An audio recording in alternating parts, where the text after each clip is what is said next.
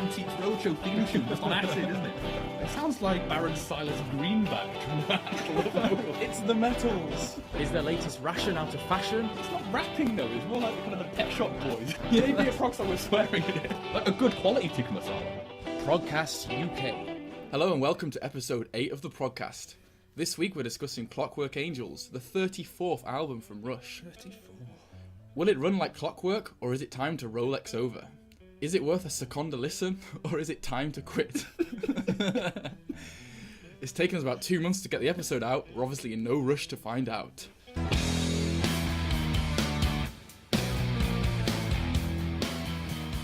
Well, 19 studio albums is quite an achievement, and I wasn't sure how much of an achievement that was. I actually had to pick Butchers online to see how that compared to other people.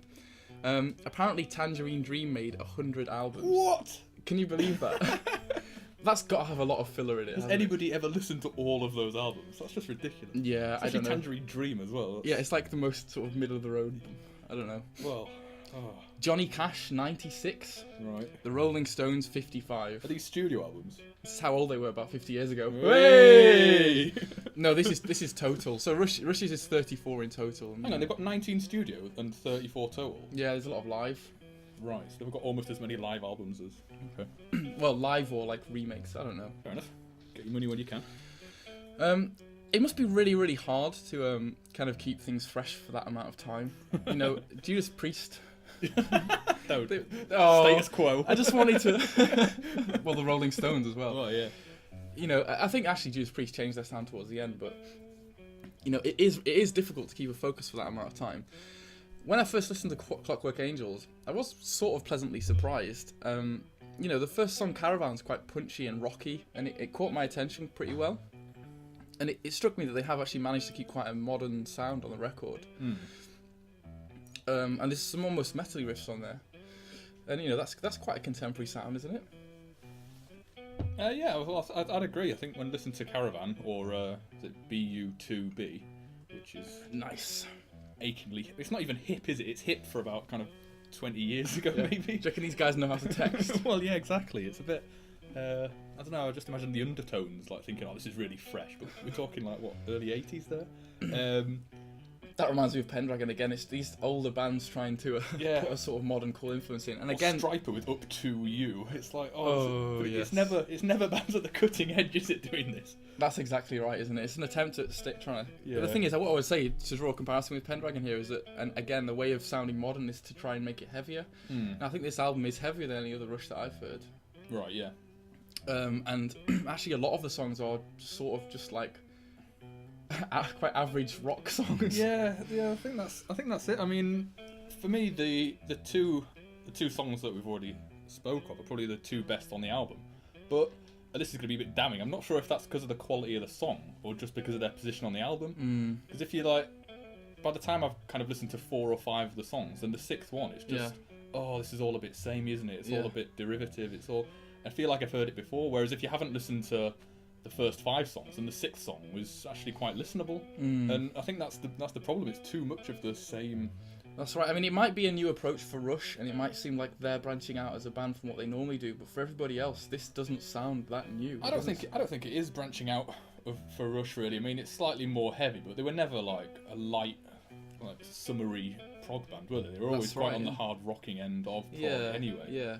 So I'm not sure it is that different from what they've already done. I mean, I think there's a huge tension here between what the album, sort of the hype of having a 19 studio album, the grandeur of the ideas that are supposed to be behind it, and what you actually get as a record.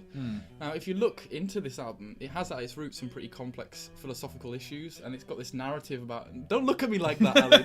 This is like me with the IQ album. Yeah, it's about a protagonist. No, it really is. You already knew this because you've read about it online, or you at best in the liner notes. No, I read it in the magazine I got with my limited edition copy. I'm such a sucker. I actually bought that like really early because I thought we'd get this podcast out about 2 months ago. Yeah, but it's taken so long to digest it. Have you Well, just about finished the novel? It took me like 6 weeks to write those watch-based puns, to be honest. Couldn't you tell? Do your research on Seconda. Yeah, exactly. Excellent. No, but seriously though, this is meant to be about a young protagonist once again. and he's struggling to understand the world that's around him, and he's meant to be battling with issues about his faith and existentialism and all that type of thing. And Neil Peart goes into that a great deal, but actually going even further than that, there's an accompanying novel that's meant to go alongside this guy and expand the ideas. How do you feel about that? That's just bollocks. That is bollocks, isn't it? If you can't put it into the actual CD, then don't. I don't know. That's just becoming indulgent. That's the equivalent of ELP's huge synth drum kit or whatever. Yeah. It's different types of indulgence. Yeah, it's like T.S. Eliot's poetry. This is a bit high, right? Oh, really? Well, yeah, you've got to read the accompanying notes, and the notes on each poem's longer than the actual poem, and that's a badly written poem. Then. That's right. Yeah, if you can't distill some meaning into your lyrics, for example, like IQ often don't, then you. Unnecessary. I don't like IQ. No, I do actually like IQ. If you can't sort of distill those in there, and who's really got the time? I certainly don't have the time to read an accompanying novel. Maybe it's just for the nerds. Well, yeah, I think so. I mean, I want to listen to music. I mean, that sounds basic, but if I want to read a novel, I'll read an actual novel, not some half-baked thing written by some drummer. I mean, I'm not. Even if my favourite band wrote a book accompanying one of their CDs, I probably still wouldn't read it. Yeah. Well, yeah, exactly. It probably wouldn't be much fun if Judas Priest wrote an accompanying book to Point of Entry. In the beginning, he was riding really fast. Exactly. There was a leather-bound motorcyclist at the end. No, hang on. He was you got a middle rebellion. He was a rebel. Right? No, but that's a kind of case in point, really. That I find a lot of these lyrics, and Neil Peart, everyone absolutely bums his lyrics, really. But I think they fall into the trap of telling rather than showing. Yeah. And so they'll just talk about something in a quite an abstract, maybe philosophical language. But it doesn't get across any emotion or any, you could discuss maybe an example of losing your faith rather than just I was brought up to believe, which is just a very kind of hot, cold statement of fact. And I think that's where it falls down for me. And that might be a subjective thing, but I don't like it at all. I think some of it's just in sort of indulging their whims. Like, there's this thing in the magazine about how he always kind of wanted this carnival circus type thing in there. Did you even notice that? Yeah, there was very small. There was a little bit where they stuck, which it just sounded like they stuck a cutting from Sgt. Pepper's Lonely Hearts Club. That's right. Yeah, it wasn't really a sort of circus themed album. It was just an idea that they had that they liked and they pushed in, but it wasn't worth doing to me. Well, yeah, and it's as I say, it's not even fresh. That's been done many times. Yeah, so I mean, I guess what this is coming down to is that the music doesn't actually mirror these huge concepts that well. What you've actually ended up with is relatively generic, quite short rock songs, and they don't really do anything that progressive for me. I don't really want to listen to a prog album for 10 4 or 5 minute rock songs. I mean, that's not what all mid-paced, they're one-dimensional. As much as I love Geddy Lee and his bass work's awesome, his vocals just aren't. His vocal range is pretty limited, so you don't have that variety that you maybe get from other people. And because they generally stick, as you say, they stick some sound clips and that in, but generally they stick to the 3-man attack. That's right. Yeah. Pretty much with one guitar, one bass, one voice, one drums. And then they maybe add a bit of a synth wash here and there, that kind of stuff. But it's not the cornucopia of sounds that you get in other prog. Yeah, exactly. And I've always loved Rush for that. I've always liked the fact that it's just kind of bare bones prog. It's kind of stripped down to this is just great songwriting and great musicianship. And then that together is all you need. You don't need to have a whole orchestra or 50 different obscure African instruments or all this kind of stuff to make it an interesting music. But I think that has limited them, and I don't know, maybe they've pushed that as far as they can go. Yeah, I mean, maybe I shouldn't bring up Green Day here, but the example is those guys know 3 chords, and their albums have got more and more progressive and expanded, but they still are limited in terms of the musical approach. They haven't changed it. So they've got 12-minute songs, or what was it, Jesus of Suburbia, with a few chords.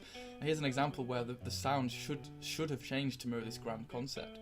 There's no musical tension, there's no atmosphere. Yeah, well, length of composition and just having lots of different parts to it, which you might say they're the kind of 2 key prog elements. Yeah. Unusual song structures and odd time signatures. That doesn't necessarily make good music, does it? No. I think it's they stick within the rut that they've That's right. They've limited themselves. They've bottlenecked it with their style. Whereas I think that if they're wanting to get this huge idea out there, they should have changed the style a little bit.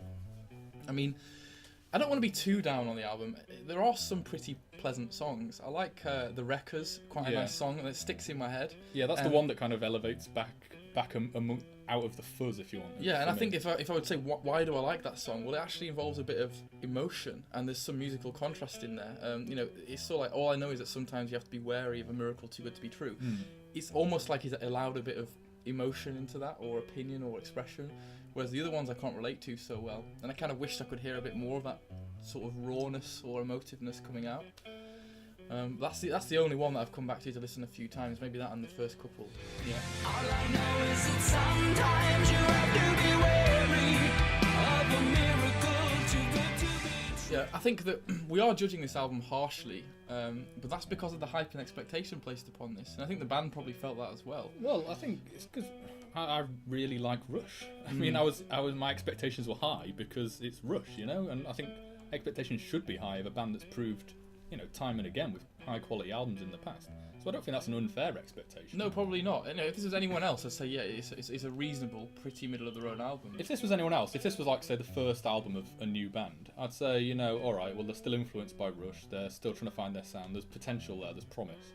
Yeah. But, as you say, for a 19th studio album, what does that mean? Is that enough? I wouldn't have thought so. I think the most damning thing about this album is it's not even so bad that it's interesting, it's just middle of the road, quite average. Yeah, 5 out of 10. It's quite well executed, it's neat, it's tidy, it works, but it's just not that groundbreaking. It doesn't do that much for me. I think if I was going to time for a bit of a metaphor here. Oh, here we go. I'd describe it to like the Tony Hawk's computer game franchise, in that each of those different iterations is fine, it's good, it's fun to play, but basically they hit the peak with the first couple of games, and then each one's just a rehashing different levels. Oh, it's a different city. Oh, there's a few different moves to do, but it's basically the same thing. If you've played one, you've played them all, and this just feels like another iteration in the Tony Hawk series, you know. I think this comes back to things we've talked about before. For me, I would expect prog bands more than any other bands to change their sound, and I probably prefer a really out of their dysfunctional album here than I would something neat and safe. And I do expect prog bands to try harder at that. You know, hats off to Pendragon for trying that. Even well, if that's the thing. The word's prog, isn't it? You want something a bit progressive, a bit not just sticking in the kind of the cliched sound of prog. You want something actually progressive. You know what I mean? Yeah. So yeah, at least you can say Pendragon and others have tried that. Yeah. Whereas, I don't know, maybe they're trying, but I think they ultimately failed. Rush did this time. So.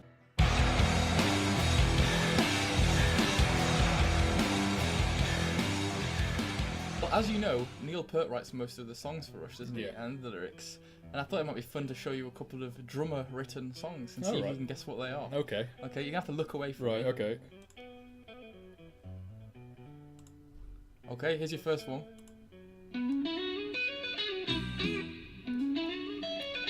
Yeah, that's Ringo Starr's, isn't it? It is Ringo Starr's. I'm gonna say that Ringo Starr's are the best Beatles songs. Controversial. Yeah, no, I'm not a really, Beatles fan, so yeah, no, I'm not going to debate that with you. No, I really like that. Apart from his vocals, which his singing voice, I just can't stand it. But it's yeah, good song though, good song. What song? What It's is it? Octopus's Garden. Correct. Okay, here's your next one. Well, the second and last, actually. All right. Oh. That's Iron Maiden. It is Iron Maiden. Oh, that's one of the later ones.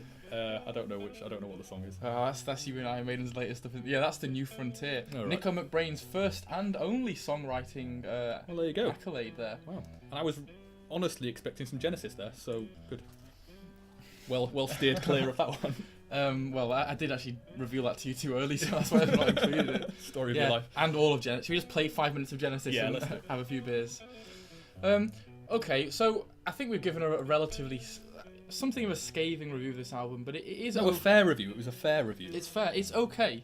You know, it's not great. It's not that exciting, but it's okay. Yeah, if you like Rush, then you probably like this. But really, you might as well go and listen to like Moving Pictures or something. To be honest. Moving Pictures and 2112. Those are my two. Yeah, why not? All right, guys. Thanks a lot. We'll see you again maybe in a couple of years. Bye. Hello and welcome to episode 8 of the Progcast. This week we're discussing Clockwork Angels, the 34th album from Rush. 34th? Will it run like clockwork, or is it time to Rolex over? Is it... Dude, I've been struggling like shit with this one. Well, you can't tell. So carry on. I don't want to carry on my barrage of watch-based puns. Is it worth Is it worth a second to listen? I'm sorry. Oh god, I'm gonna have to stop. Or is it time to quit? I can't do it. This is awful. I did this at like 2:30 in the morning. I was really tired. Oh mate, that's I'm gold. gonna have to stop them. Oh god, 1 second. Well, that's the highlight of this week. Let's just stop it there. Well, Okay, breathe. it's taken us about 2 months to get the episode out. We're obviously in no rush to find out. Oh, very good. Oh god, I just need a second. Well, hello and welcome to episode 8 of the Progcast. This week we're discussing Clockwork Angels, the 34th album from Rush. Will it run like clockwork, or is it time to Rolex over? I can't say it without laughing. Is it worth a second? Pitifully. Is it? It's beautiful. I can't do it. Do it. Is it worth a second to listen, or is it time to... The thing is, second is really low budget. That's the only one you can get from like Stratford Is it Arndale. Casio tortured again? Come on. I don't think anyone even has those anymore. Should we get some water? I think I need a glass of water, mate. Should we get some water and try again? Oh god.